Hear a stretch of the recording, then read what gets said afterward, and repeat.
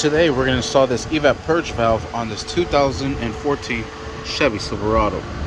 Alright, first thing we're going to do is go ahead and grab the purge valve. We're going to go ahead and install it. And this is going to go just right in here. Actually, before we do that, let's go ahead and plug in this pigtail here. Just lock it down and secure the little clip. Forgot because it was kind of hard to get out. The only way you were able to get that out is after you remove the Evap Purge valve. Just made a video of how to remove the Evap. This one is how to install it. So we'll go ahead and line things up, and we'll go ahead and start securing that 10mm bolt down. Alright, you're just going to pop it in. Then we'll go ahead and secure this bolt with a 10mm. And then we're going to go ahead and plug in this vacuum line. And just make sure it's nice and secure. Don't over tighten it. It is plastic. Now we'll go ahead and plug in the Evap.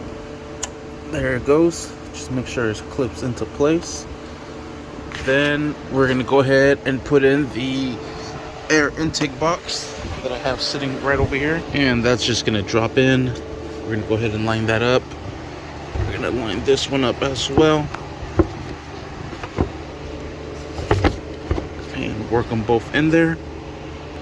Alright, just make sure you have both of them seated correctly. We're going to go ahead and clip these back onto place.